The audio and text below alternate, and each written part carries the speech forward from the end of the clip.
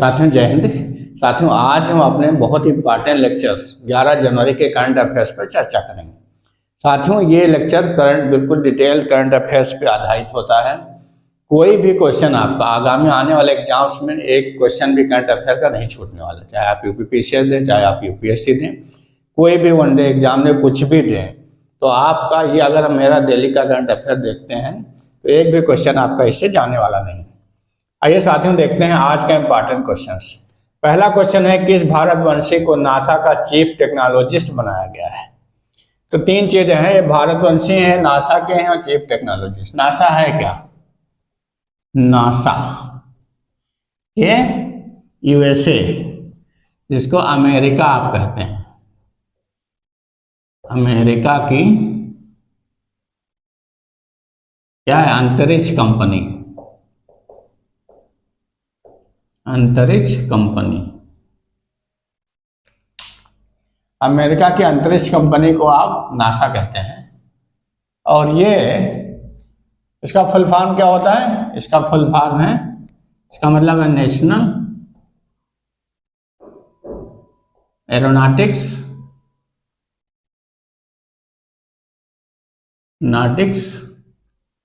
Space administrator है।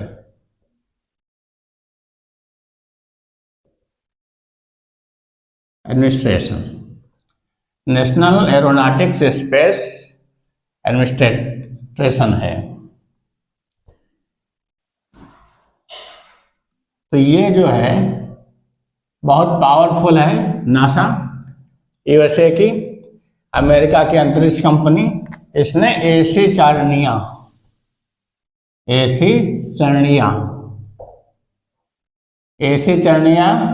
जो भारत मूल के हैं, भारतीय मूल के हैं,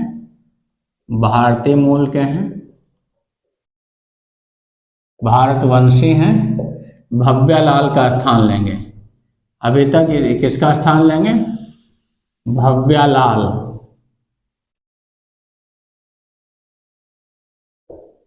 ये भी एक भारतवंशी थे, ये इनकी जगह लेंगे और ऐजा क्या लेंगे? प्रौद्योगिकी टेक्नोलॉजी और नीति बनाने में, नीतियां लागू करने में और रणनीति बनाने में के प्रमुख सलाहकार होंगे। इसके पहले क्या थे? ये वाइस प्रेसिडेंट रहे हैं। वाइस प्रेसिडेंट किसके रहे हैं? रोबोटिक्स कंपनी के और ब्लू मून और मून लैंडर में इनका काफी एक्सपीरियंस है।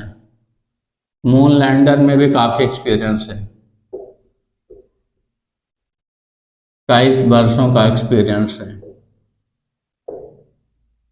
का अनुभव प्राप्त है। ऐसे ही नहीं अमेरिका नासा का इनको प्रमुख टेक्नोलॉजिस्ट बना देगा, बहुत ही अनुभवी है और अंतरिक्ष विशेषज्ञ है।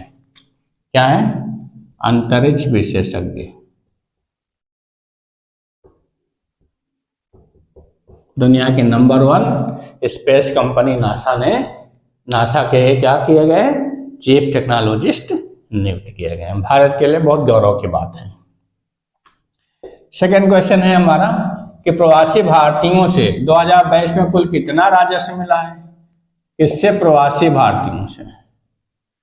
तो प्रवासी भारतीय सम्मेलन अभी किया जा रहा है, हर साल होता है प्रवासी भारतीय सम्मेलन। ये प्रवासी भारतीय होते क्या है? जो भारत के लोग विदेशों में जाके बसते हैं और वहाँ पैसा कमाते हैं और वो पैसा जो राजस्व के रूप में इंडिया में वापस आता है उसी को कहते हैं क्या? प्रवासी राजस्व। तो सम्मेलन कब हुआ? इंदौर में हुआ है, कल खत्म हुआ है अभी एमपी में, मध्य प्रदेश में। और कब? 8 से 10 जनवरी में अभी हुआ है, कल खत्म हुआ है। तो 10 जनवरी को समापन भाषण में किसने वित्त मंत्री हमारी कौन है? वित्त मंत्री निर्मला सीतारमण ने ये घोषणा की है। रमण ये फोर्ब्स की सबसे 36वीं सबसे ताकतवर महिला की फोर्ब्स सूची में 36वीं सबसे ताकतवर महिला के नाम दर्ज है। सबसे ताकतवर महिला है और महिला है। तो इन्होंने बताया कि 100 अरब डॉलर, कितना? 100 अरब डॉलर रुपया इन्होंने दिया है, भारत में आया इनके द्वारा, जो 2021 की तुलना में कितने प्रतिशत ज्यादा है? 12%। ये फिगर जरूर याद रखिएगा। साथ में सॉरी जुकाम है, थोड़ा गले में खिचखिच, जान ही रहे हैं कि शिमला बना हुआ है हमारा यूपी। तो 100 अरब डॉलर जो है इतना राजस्व मिला है, बहुत बड़ी बात है। और ये जो लोग कहते हैं कोरोना में कम हो जाएगा, लेकिन कोरोना पीरियड में भी देखो, इसके बाद भी लोग कहे बाहर नहीं जाए, कितने लोग बाहर जाकर के हमको राजस्व दिए हैं। तो इनको प्रोत्साहित करने के लिए हर वर्ष प्रवासी भारतीय सम्मेलन होता है। 27 प्रवासी भारतीयों को पुरस्कार भी दिए गए हैं। इसकी अध्यक्षता गुयाना के राष्ट्रपति मोहम्मद इरफान अली ने की है। इनको भी प्रवासी पुरस्कार मिला है। तो 12% अधिक आया है राजस्व, बहुत बड़ी बात है। अगला क्वेश्चन पे चलने के पहले हम लोग इसको मिटाएंगे। सही दोस्तों, थर्ड क्वेश्चन है हमारा, किस देश के किसने व्यक्तिगत संपत्ति नुकसान किया है सबसे ज्यादा, और गिनीज बुक ऑफ रिकॉर्ड में उन्होंने अपना नाम दर्ज कराया है? तो कौन है वो है हमारे एलन मस्क, हमारे ट्विटर के सीईओ, जो पराग अग्रवाल, ट्विटर को खरीदा इन्होंने और फिर पराग अग्रवाल को निकाल दिया ट्विटर के सीईओ। उसके बाद खुद बने, खुद ट्विटर चला नहीं पा रहे हैं और भारी भरकम नुकसान झेले हैं। 320 अरब डॉलर इनकी संपत्ति थी, अब वो रह करके 147 अरब डॉलर संपत्ति इनकी रह गई है और कुल लगभग 200 अरब डॉलर का नुकसान इन्होंने उठाया है। और सन 2000 में जो गिनीज बुक ऑफ रिकॉर्ड में नाम दर्ज है, वो एक जापान के टेक व्यवसायी थे, उनका नाम दर्ज है। उन्होंने केवल 58.6 अरब डॉलर का नुकसान उठाया था। तो सबसे ज्यादा नुकसान में भी उनका नाम दर्ज था। और इन्होंने अब किसका नाम आया? जो पूर्व सबसे विश्व में धनी व्यक्ति बने थे एलन मस्क, उनका नाम आया। और इनकी जो कंपनी है टेस्ला है और स्पेस एक्स।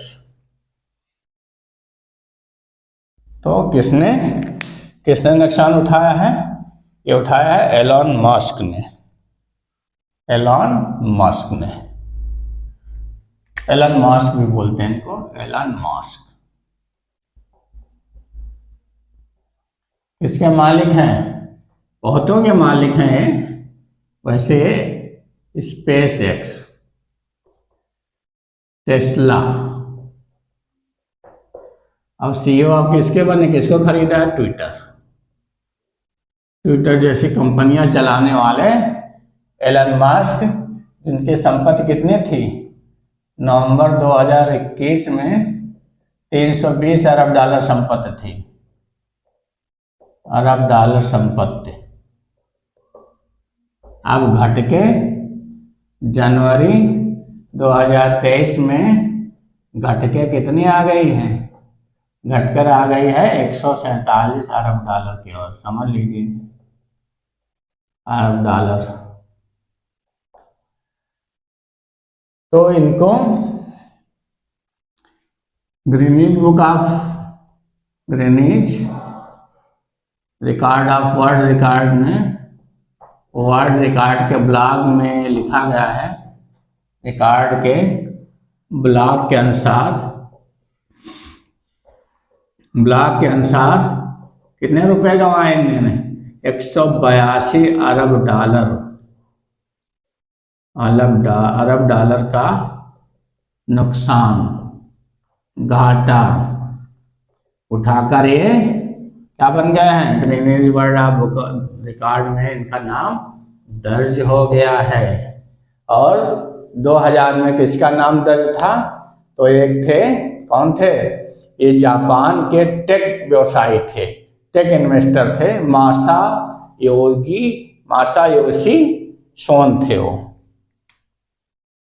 पहले रिकॉर्ड किसके नाम था, अभी तक जापानी टेक इन्वेस्टर मासायोशी सोन, इन्होंने 58.6 अरब डॉलर का नुकसान उठाया था। इसमें सन 2000 में। अब बहुत दिन भी हो गए, तब ये नुकसान हो सकता है इसी के बराबर लगभग रहा हो, लेकिन इन्होंने 182 अरब डॉलर का नुकसान उठा करके गिनीज वर्ल्ड ऑफ रिकॉर्ड में व्यक्तिगत संपत्ति के नुकसान में अपना नाम दर्ज करा दिया है। सॉरी दोस्तों, किस देश के विश्व कप विजेता रहे कप्तान ने संन्यास लिया है, चौथा क्वेश्चन है हमारा। तो फ्रांस इस साल के विजेता नहीं रहे हैं, इस साल तो अर्जेंटीना जीता है। 2018 में फ्रांस फुटबॉल विश्व कप के विजेता टीम के कप्तान रहे थे, इस बार भी कप्तान रहे थे, लेकिन फाइनल में अर्जेंटीना से हार गए, तो ये उप विजेता टीम के कप्तान रहे। ये एक गोलकीपर है, Hugo Lloris, France football team के कप्तान, फुटबॉल टीम के कप्तान कौन, हुगो लोरिस। फ्रांस ने 2018 में विश्व कप विजेता रहा फुटबॉल का, उसके भी ये सदस्य रहे, ये कैप्टन थे, इनकी कैप्टनशिप में कप्तान थे। और अभी जो कतर में हुआ था, कतर में 2022 में भी उप विजेता रही टीम, उप विजेता रही, किससे हार के, अर्जेंटीना से हार के, अर्जेंटीना से हार कर उप विजेता रही इनकी टीम, उसके भी एक कैप्टन रहे। ये कितने वर्षीय हैं, 36 वर्षीय हैं, 36 वर्षीय खिलाड़ी हैं। इन्होंने किस लिए संन्यास लिया है, अब ये बोल रहे हैं कि इंग्लिश प्रीमियर लीग खेलेंगे, प्रीमियर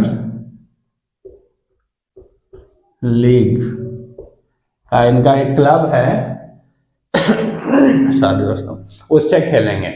इनका जो क्लब है अब उससे, उसका नाम है Tottenham Hotspur, Tottenham Hotspur club में ध्यान देंगे, क्लब से खेलेंगे।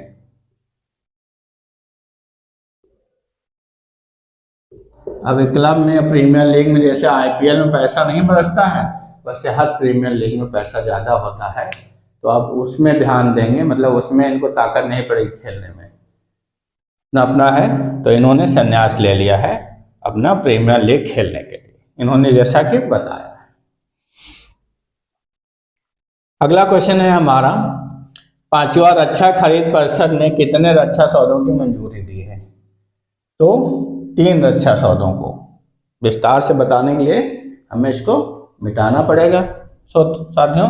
तो 3 रक्षा, तो हमारी रक्षा परिषद जो है क्या करती है, डिसीजन लेती है, जो रक्षा मंत्री की अध्यक्षता में, रक्षा मंत्री कौन है हमारे, राजनाथ सिंह जी हैं, उनकी अध्यक्षता में जो है क्या हुई, मीटिंग हुई उच्च स्तरीय, उसमें डिसीजन लिया गया कि चीन को माकूल जवाब देने के लिए हमें क्या करना है, अपने रक्षा सौदे करने हैं, हमें ब्रह्मोस लॉन्चर तैनात करने हैं युद्धपोतों पे, और क्या करना है हमें, और हमारी एंटी मिसाइल जो है एंटी टैंक मिसाइल तैनात करनी है, हेलेना एंटी टैंक मिसाइल। उसके लिए 4200 समथिंग करोड़ के सौदों को मंजूरी दी गई है, शायद 4276 करोड़ सौदों की मंजूरी दी गई है।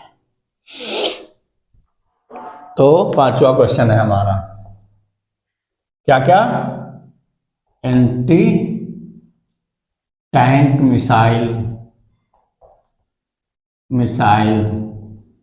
और क्या होगा, एंटी डिफेंस सिस्टम,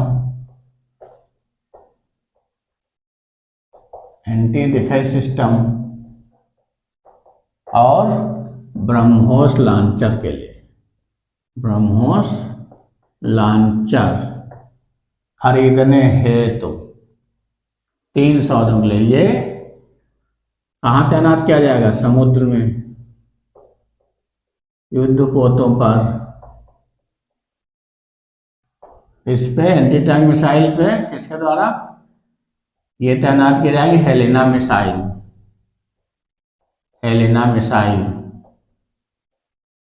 ये क्या है, बहुत ही एडवांस मिसाइल है, किस पे तैनात होंगी ये तैनात होंगी हमारी, ये तैनात होंगी एडवांस लाइट एडवांस्ड हेलीकॉप्टर पर, एडवांस्ड हेलीकॉप्टर पर तैनात हो। कहाँ पे, एंटी टैंक मिसाइल टैंक को ध्वस्त कर दें, कहाँ तैनात की जाएंगे हेलेना मिसाइल है, ये LAC पर। LAC क्या है, लाइन ऑफ एक्चुअल कंट्रोल है, लाइन ऑफ एक्चुअल कंट्रोल, जहाँ पे भारत और चीन का जब युद्ध हुआ था, उनकी सेनाएं जहाँ जहाँ रुक गई थी युद्ध विराम में, वहीं से ये लाइन मांगी जाती है LAC। कितनी चौड़ी है, कितनी लंबी है, 4057 किलोमीटर। कौन कौन से, जम्मू लद्दाख, जम्मू कश्मीर जिसको कहते हैं आप, जम्मू कश्मीर, लद्दाख, हिमाचल के कुछ भाग, और उत्तराखंड, सिक्किम, अरुणाचल प्रदेश से लगी चीन सीमा बहुत लंबी है, 4096 बांग्लादेश के साथ हम सीमा साझा करते हैं, उसके बाद चीन के साथ, और LOC लाइन ऑफ कंट्रोल इसके साथ थोड़ा सा अंतर है, समझ लीजिए ये पाकिस्तान के साथ सीमा है, शिमला समझौते के अनुसार। शिमला समझौता बेकार का समझौता किया गया, नहीं तो हम लोग तो लाहौर तक पहुंच गए थे। तो ये 784 किलोमीटर, इनकी देख रेख के लिए मिसाइलें तैनात की जाएंगी, जवाब देने के लिए ब्रह्मोस लॉन्चर, ब्रह्मोस मिसाइल को। तो समुद्री पोतों पर ब्रह्मोस लॉन्चर से क्या बढ़ेगा, हमारे दुश्मन के हौसले पस्त होंगे, जिससे ये नहीं कभी लगेगा, कभी वो दुस्साहस नहीं कर सकते हैं आंख उठाकर देखने का कभी भी। तो क्वेश्चन नंबर 6 क्या है हमारा, अगला क्वेश्चन है कि IIT में प्रवेश के लिए कितने परसेंटाइल निर्धारित किए गए हैं दोस्तों, कितने, सरकार ने क्या किया है, सरकार ने मतलब शिक्षा मंत्रालय ने, भारत सरकार शिक्षा मंत्रालय तो होती, शिक्षा मंत्रालय ने अब सभी बोर्डों के लिए, सभी शिक्षा बोर्डों के लिए क्या कर दिया है, शिक्षा बोर्डों के लिए IIT Indian institute of technology और NIT national institute of technology के लिए शीर्ष से मतलब ऊपर से शीर्ष से 20 परसेंटाइल लगभग 75% या कम, या कम भी हो सकता है कहीं कहीं। जिस परसेंट में मान लो हाईएस्ट 92% है आया, तो इसका 20% और कम हो जाएगा, लगभग 70-72 के आसपास रहेगा। से कम परसेंटाइल, 20% के तक के छात्रों को, 20% तक के छात्रों को जेईई एडवांस में शामिल होने का मौका दिया है। जेईई एडवांस में शामिल होने का मौका, शामिल होने के पात्र, बहुत बड़ा चीज है। जो लोग आईआईटी का सपना देखते हैं, आईआईटी और एनआईटी से अच्छे इंजीनियर बनने के लिए, तो क्या है, ये बहुत ही बढ़िया डिसीजन भारत सरकार द्वारा लिया गया है कि इनको किसी प्रकार से, अब जो छात्र रह जाते थे, कम आता था, 75, 76, 72, 74, 75 के आसपास रहता था, तो मायूस होकर रह जाते थे, हम आईआईटीएन नहीं बन पाएंगे। इनके लिए बहुत अच्छी खबर है। 7वां क्वेश्चन है हमारा कि दिल्ली में किस ग्रेड के चौपहिया वाहनों के अस्थायी बैन किया गया है? तो किस ग्रेड के? तो BS 3rd पेट्रोल वर्जन के वाहन जो हैं आपके चौपहिया वाहन और BS 4th, ये क्या है? Diesel version. क्यों किया गया है? कहाँ किया गया है? दिल्ली में बैन कर दिया है। दिल्ली सरकार ने कहाँ बैन कर दिया है? दिल्ली में। क्यों बैन कर दिया गया है? क्यों? प्रदूषण को कम करने के लिए, प्रदूषण को कम करने के लिए जो है, और ये क्या है? BS 3rd और BS 4th मॉडल क्या है? भारतीय स्टैंडर्ड है, भारतीय मानक है। ये क्या है? भारतीय स्टैंडर्ड है। इस निर्धारित किया है सरकार ने, सरकार निर्धारित करती है कि किस ग्रेड का इंजन, जो मतलब उससे क्या होता है, उसके फ्यूल से कम इमिशन हो हानिकारक गैसों का, हानिकारक गैसों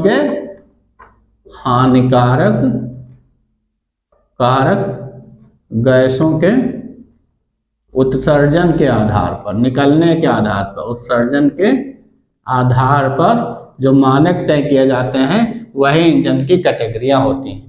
पहले BS 1st चलता था, थोड़ा ज़्यादा निकलता था, अब BS 5th और 6th बहुत कम जो पोल्यूशन होता है पर्यावरण के लिए, जो बहुत कम हानिकारक गैसें छोड़ते हैं, हर फ्यूल थोड़ी बहुत धुआं छोड़ते हैं, उसके लिए तो मानक निर्धारित किए गए वही BS 3rd BS 4 भारतीय स्टैंडर्ड होते हैं, ये इंजन होते हैं, इंजन के मानक होते हैं। तो पोल्यूशन को कम करने के लिए ये दिल्ली सरकार ने कदम उठाया। आजकल कोहरा भी है, तो क्या होते हैं, जो पोल्यूटेड पार्टिकल होते हैं पोल्यूशन के, वो जमा हो जाते हैं, डेंस हो जाता है, तो बहुत हानिकारक हो जाता है सांस वगैरह लेने में, इसलिए अस्थायी रूप से बैन कर दिया गया है।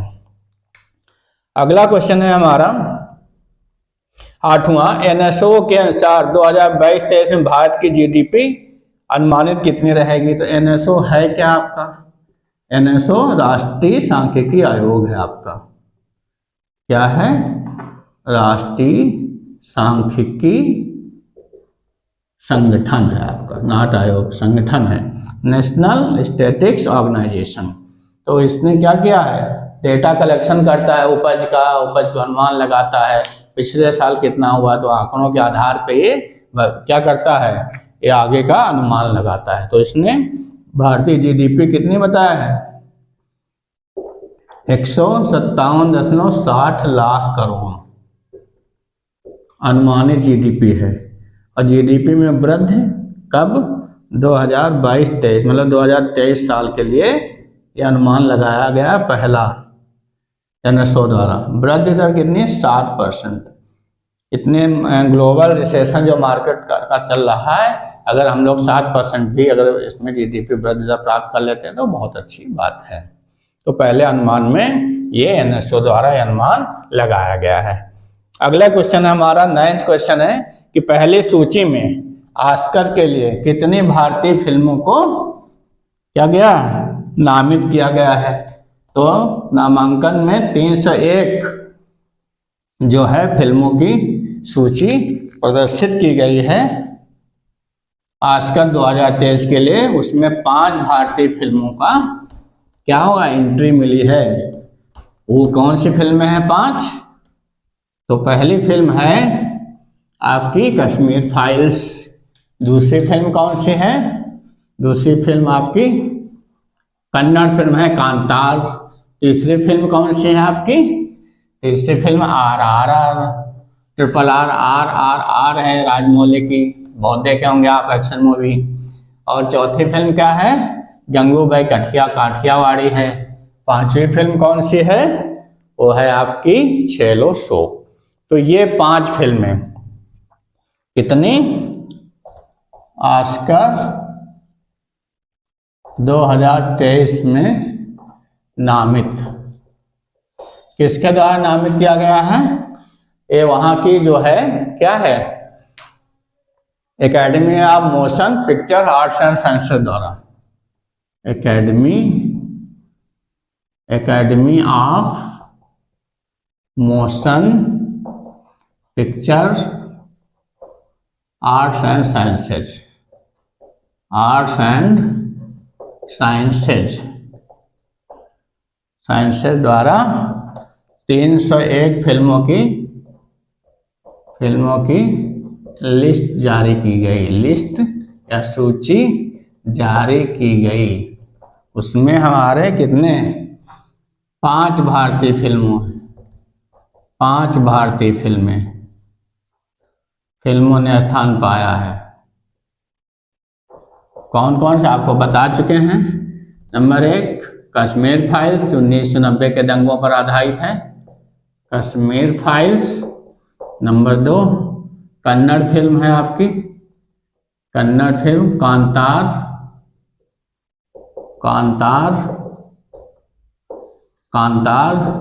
नंबर 3 आपकी RRR है, RRR। Number 4 Gangubai Kathiawadi film है। Number 5 Chhello show.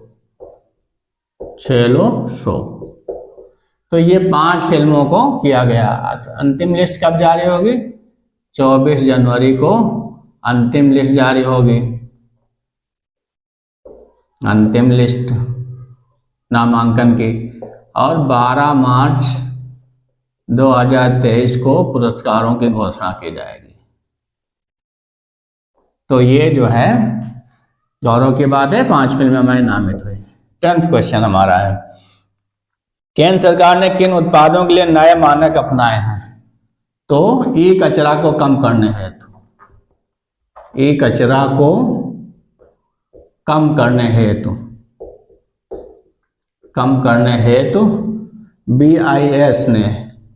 BIS भारतीय मानक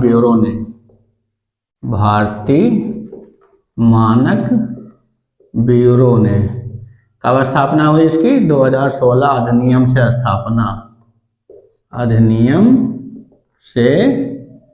स्थापना हुई। तो इसने जारी किए हैं कौन कौन से? ये क्या करता है? ये मानक अंकन, प्रमाणीकरण और गुणवत्ता का निर्धारण करता है। गुणवत्ता का निर्धारण करने के लिए जिम्मेदार है भारतीय मानक ब्यूरो आपका। कौन कौन से? तो जो इलेक्ट्रॉनिक्स आइटम जैसे डिजिटल टीवी सर्विलांस पे नए नियम जारी किए हैं, डिजिटल टीवी सर्विलांस और USB-C टाइप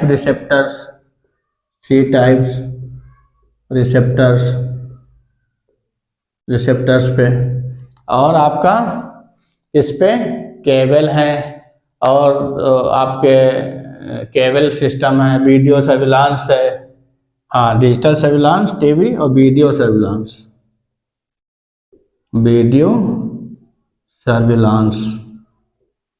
केबल, इन पे ये निर्धारित क्वेश्चन हम इसलिए लाए हैं, आपके ऑप्शन में आ जाएगा। ये कचरा को कम करने के लिए भारतीय मानक ब्यूरो ने किन उत्पादों पे नए नियम तय किए हैं, नए नियम जारी किए हैं, नए मानक निर्धारित किए हैं। तो उसमें आप फंसे ना, इसलिए क्वेश्चन हमने इसमें डाला है। साथियों, हम इसमें अपने इस लेक्चर में ऐसे ही क्वेश्चन लाते हैं जो आपके एग्जाम्स के लिए बहुत इंपॉर्टेंट होते हैं।